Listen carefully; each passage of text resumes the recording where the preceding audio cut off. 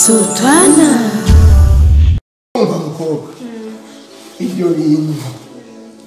Io numvise turavuga ntabyo numvise wewe ntabyo wumvise gute kandi nabikubwiye wabwiye nde sinakubwiye wewe jewe baraka kuvuga ko mama kirogoto we reka uzopfa n'ubwo burogoto bwawe uzofata aho wigejeje ntabyo wumvise kandi ntabyo wambwiye wegenda urabona shaka uza kunkwegera imyaka amajana angahe mfise ngaha muri urupangu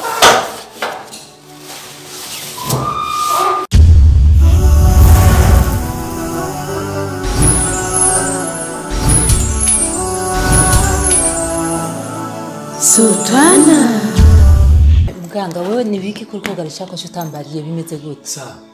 Bimeze gute? Uviriza ndakubariye. Jewe nagirageje ukora ibipimo byose. Ibipimo byose nasanga ari test negative. Mugabo icyo ngomba ndakubwiriye coco umutamara arembye. Je icihutirwa nje mbona tokora. Nge mamagara ambulance cyangwa nimba afise imodoka ikaba ifise igitoro. Nje mbona two mutwara kwa muganga. Nta byambirase. Nico mbona ambulance ni ubona kwikenewe cyane. Oya. Ngo tuvugane gato.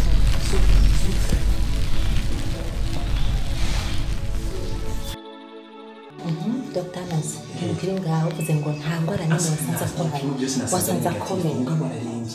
Kuba arembye si ikibazo. Rero ikintu kiri ngaho. Nkeneye yuko wandika urupapuro rwerekana yuko urarwaye umutima. Icyo gukora utiri kwa muganga kugira ngo ikibazo jadi kuba iko tabani sana urachana na takafi amna shida achana na takafi utunga ni bwamurikira ushakunze yuko uzokurikiranira uzokwasima ibibazo zo nta kibazo na kimwe mubwiza rero je nkeneye urupapuro unyandikire yuko yarwaye umutima njeme kwa mwaye umutima Sultana.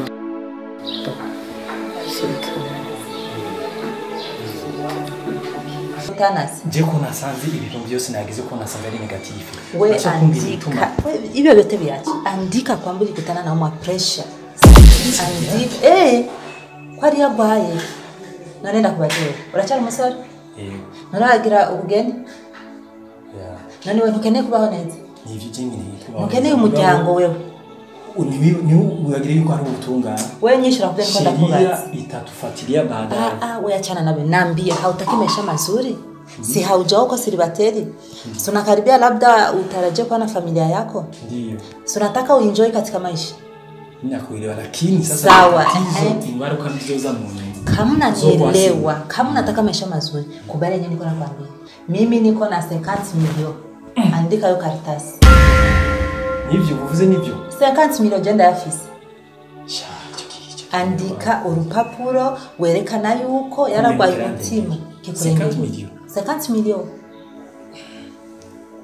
acha nikuongeze nikupe 70 milioni 70 milioni jenda kuhaya milioni makumi saba kuvuga ko ugomba mbese 70 milioni kugira mvuge yuko kozi rufuguye ari umutima ego 70 milioni akupatia andika karatasi pressure ndio memoa mzee yuko ingaruka mizoza mnizo uzokwasina mama hamna tatizo hata moja ujakeneye gupfa arashaje ari ya mabona ni menshi sinzofaje ndana yashitse kwa mabona namaze kurya sasa we andika ariye bwishi amaze mabona ni menshi hageze kwapfa wewe andika none ndakubaza hamwe atofa we ntubona ko tuzotwagiye mbere uje nani segonda shigaje uja namuhaishano ishano nilimpa sumu hana hata dakika 2 iko hai alimkudenduka yani sumu yenyewe nilimpa ni kali ndakubaza uri si yuko uzokwasi ingaruka mizoza mu nta kibazo na kimwe jewe ndaguhaye iminota 10 ubonye iminota 10 adacikanye ujya mutama ucuza na ambulance ise Mungu wangu dakika 10 azoba dendutse atakuwa amekufa siku nyingi yani mugabo ivyo urukora kunibaza yuko uri umudamu akirugenge hamna shida ingaruka bizoza mu nyuma ntumwegere hamna tatizo mimi madam yake umugore wiwe ivyo nakoze ndazi yuko biresi asha bitakwa fresh kabisa sawa je icyo mbona nta kibazo Uremeye kubyandika? je ndemeye mugabo icyo ndagusaba ayo mahera uzoyamenya kuri konti yanjye mana wewe sigira inomero yawe ya konti akira kudenduka gusa muyo mwanya akidenduka chanda kurungikira amafaranga yiwawe ingenda za kugusiga inyuma zanjye za konti hama ibindi nabo tuzakuvuga wewe achie namba yako ya konti anakufa tu hapo hapo naenda kukutumania pesa yako naanza kurelax wewe genda leo andike yo dossier uche uyizana biboneke yuko pressure nimemuwa sawa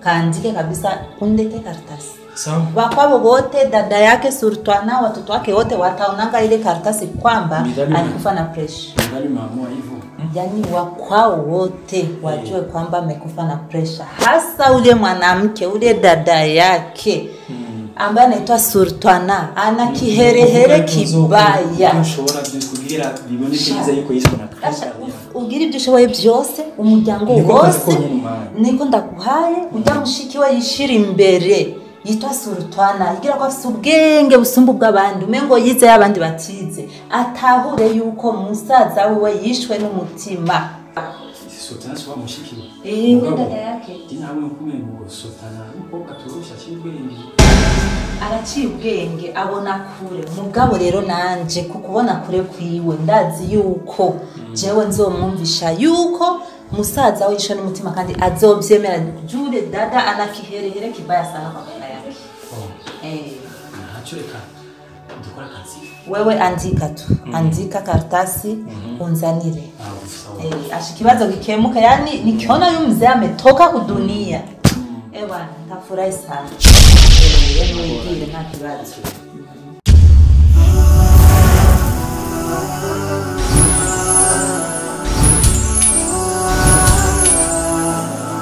Sultana mara kuzizanu za ragu za zingano byose twabigize ifi nawe maguze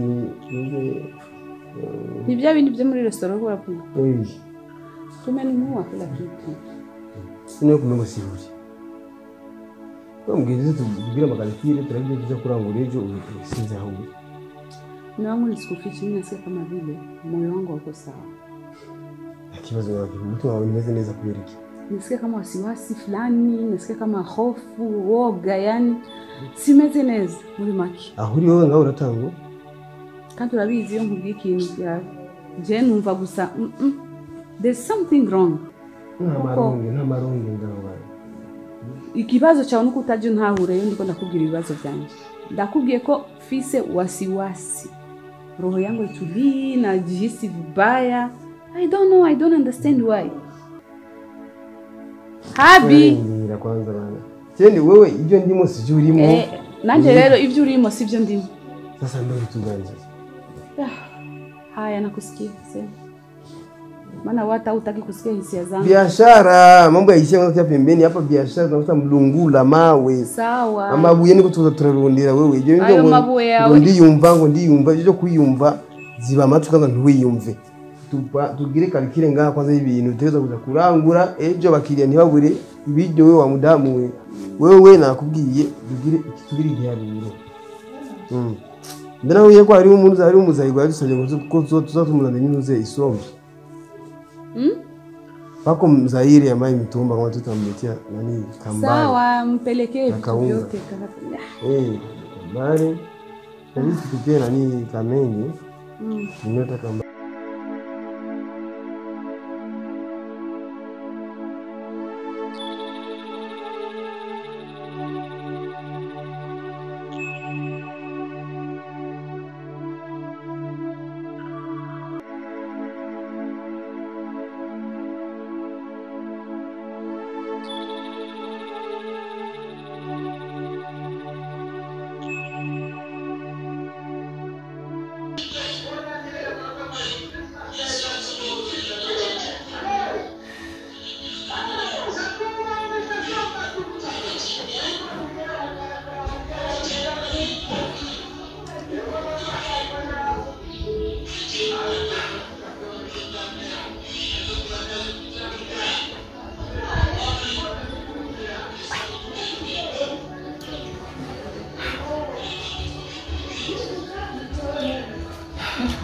Hapa.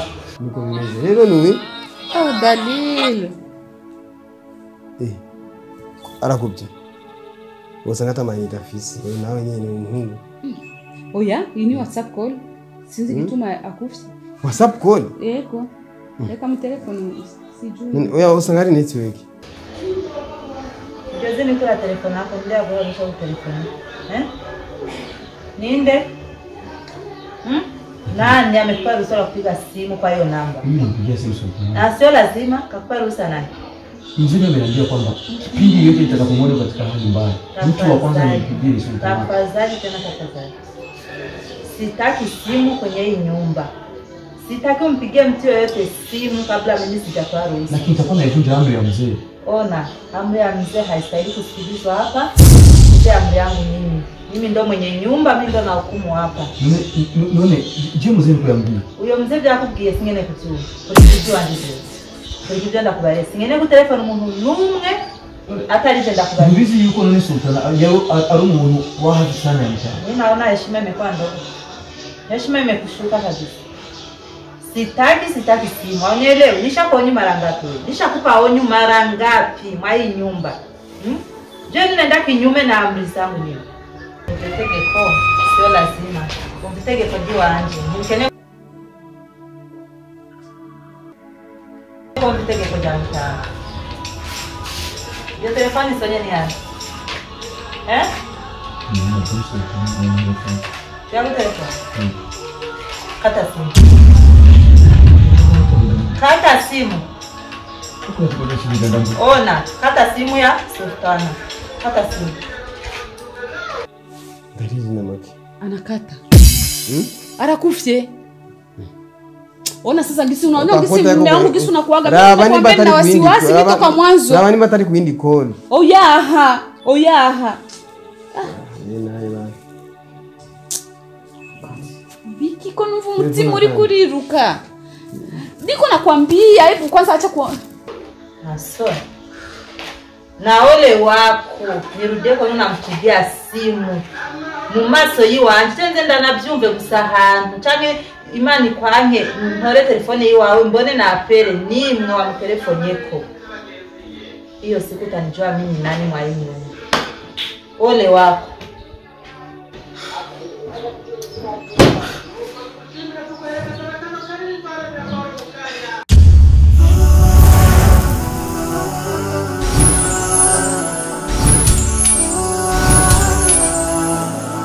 Sultana. Sikiliza, acha kwanza nipigie tena Dalili simu. Achana na hiyo vitu vya nyamba tuko naambia. Maana hivi nishakuwa na wasiwasi. Asilia ya ule kijana hata siku moja hajawahi kunipigia simu kakata. Subiri kidogo. Sasa subiri. Kawaida unafikaga maisha hiyo. Sasa subiri. Anakata simu. Anakata simu. Dalili anakata simu. Sasa wewe ndio mambo yake ya maana. Oh God. Hakiwezekani. Anipigia afu mimi nimpigie back akate simu. There's a problem. Mkuri kwa maana alikimbia. Utakuta amejidanganya namba sasa anaona kuna mpigano kama hana za kukwambia. Subiri. Yeye anafikaga anafanya kuana. Nipigie Basma. Labda kuna tatizo nyumbani sijui si leo. Mna subiri kidogo. Tatizo gani? Afu mume wangu wewe hivi tu akona puuzia mambo. Haujapata namba zake? Hello Basma. Salama, mambo? Salama. Upo nyumbani?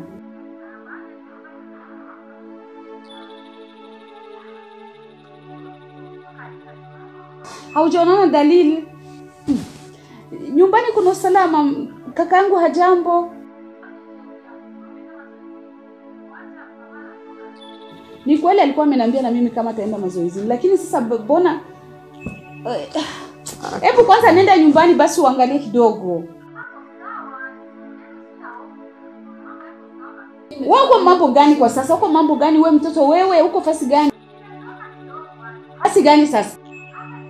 Upo around. Haya basi, kwa heri. Sasa mtoto yuko zake around na anapata upepo labda na rafiki zake. Najisikia kama vile moyo wangu hauko sawa. Na hii simu ya Dalili ndio inanizidi kuniletea wasiwasi. Mume wangu, nasikia kama vile nina wasiwasi kichwani mwangu. Afu moyo wangu kama unakimbia vile. Na hii simu ya Dalili ndio inazidisha sasa pressure on me.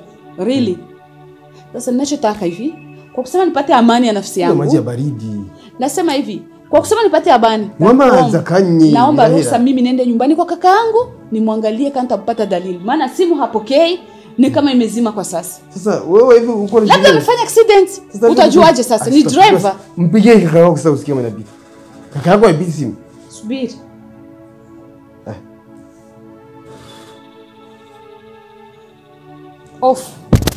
Offline. Moto haina battery low. Sikiliza, dalili akosekane kwenye simu. Battery kaka yangu low. akosekane kwenye. Afu ananiambia moto. Battery low. Mimi naomba ruhusa na kwenda. Sasa mimi naweza nikakuacha hivyo sasa na uenda wazimu wote huyo. Subiri basi kwanza mimi nivae kanzu langu basi twende kama kuna jambo lolote huko tulijue. Yaani ukiangalia jambo hili.